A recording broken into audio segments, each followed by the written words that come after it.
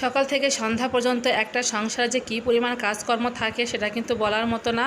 Hello সবাইকে, সবাই কেমন আছো? আশা করি ভালো আছো, আর আমিও ভালো আছি। তো নিয়ে আসলাম একটা নতুন ভিডিও নিয়ে। আশা করি তোমরা পুরো ভিডিওটা সাথেই থাকবে। তো এই তো সকালবেলায় কিন্তু সব কাজকর্ম সেরে একটু চা খেয়ে নিলাম, কারণ প্রচণ্ড মাথা ধরেছিল রাতের থেকেই। ভাবছিলাম যে ঘুমটা ভালো হলো হয়তো বা একটু মাথা ব্যথাটা কমে যাবে, কিন্তু সকালে ঘুম থেকে ওঠার পর দেখি মাথা ব্যথা যেমন তেমনই রয়েছে। তো অমনি অনেক কষ্ট করে কিন্তু কাজকর্মগুলো সেরে ভাবলাম যে একটু আদা চা খাই। তো আদা চা খেলে হয়তো একটু ভালো লাগবে, তো যে কথা সেই কাজ, আদা চাটা খাওয়ার পর একটু ভালো লাগছিল। তো এর মধ্যে আবার মেয়ে বলেছে যে একটু মুরগির মাংস খাবে, তো ওর বাবা আবার একটা মুরগি নিয়ে এসে দিয়ে গেল। তো সেই মুরগিটা ভালো করে একদম কষলে ধুয়ে তারপরে আমি কেটে কুটে নিয়েছিলাম। তো তারপরে তো মুরগি রান্নার জন্য এখানে আলু কেটে নিয়েছি, পেঁয়াজ কুচি, পেঁয়াজ বাটা, রসুন বাটা আর আদা জিরা বাটা, ধনিয়া বাটা, একটুখানি মরিচের গুঁড়া একটু মিক্সড করে রেখে দিয়েছি। আর গরম মশলা বেটে নিয়েছি। আর রান্না করব, যেহেতু চাল কুমড়া আছে ওই জন্য এখানে মাছের ডাল নিয়ে নিয়েছি। চাল কুমড়ো দিয়ে রান্না করব, আর চাল কুমড়ো দিয়ে রান্না করলে কিন্তু খেতে বেশ ভালো লাগে। তো এদিকেও আমি মুরগিটা বেশ সুন্দর করে একদম কেটে কুটে পরিষ্কার করে নিয়েছি, নিয়ে তারপর চলে আসবো রান্না বান্নার জন্য। তো এখানে আমি প্রথমে আলুগুলো ভেজে নিচ্ছি মাংসর মধ্যে দেওয়ার জন্য। আর আলুগুলো অনেক সুন্দর করে ভেজে নেবে একদম লাল লাল করে।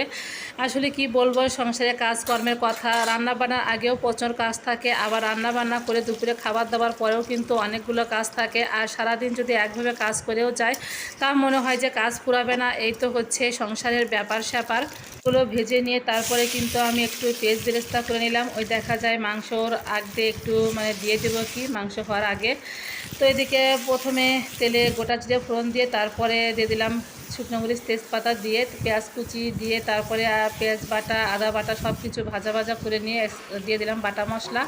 তো বাটা মশলাগুলো ভালো করে কষিয়ে নিয়ে আলুগুলো দিয়ে দিলাম একসাথে। আজকে আলু সহ রান্না করব, পরে দেবো না আলু। তো যাই হোক, এখন মাংসগুলো দিয়ে ভালো করে কষিয়ে নেব, তারপরে একটু ঢাকনা দিয়ে দেবো। তো এদিকে প্রচণ্ড গরম, আমি তো মনে হচ্ছে যে রান্না করতে এসে একদম ঘেমে নিয়ে এক শেষ। রান্না করছি, এদিকে মাথা ঘেমে ঘেমে টপ টপ করে জল পড়ছে।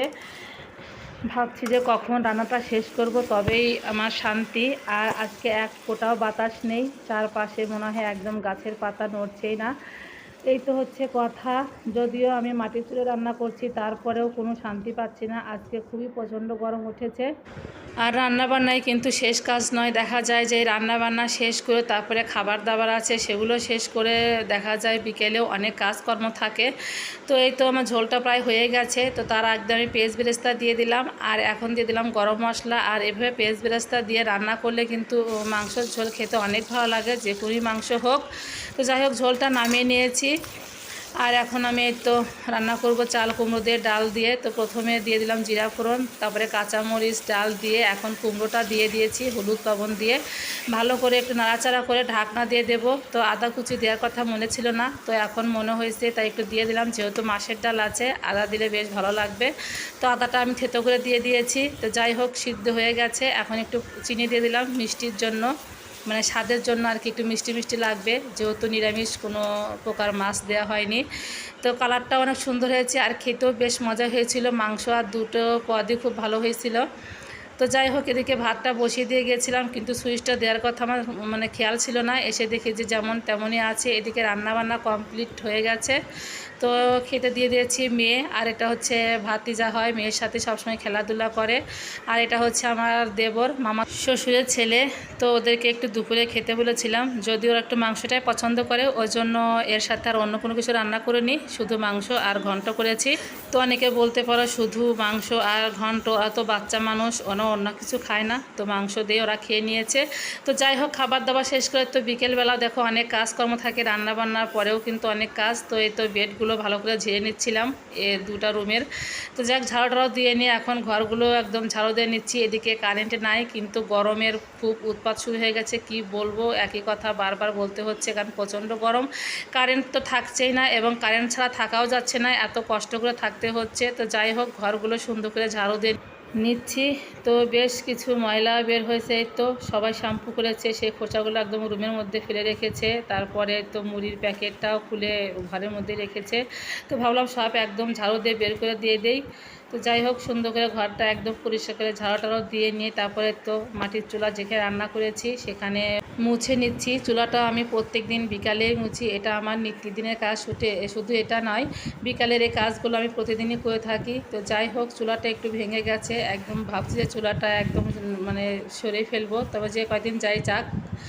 আসলে পুরাতন সব জিনিসের উপরে এত মায়া পড়ে যায়, ভেঙে গেলে বা নষ্ট হয়ে গেলে সহজে ছাড়তে ইচ্ছে করে না। এই তো হচ্ছে সংসারের মায়া।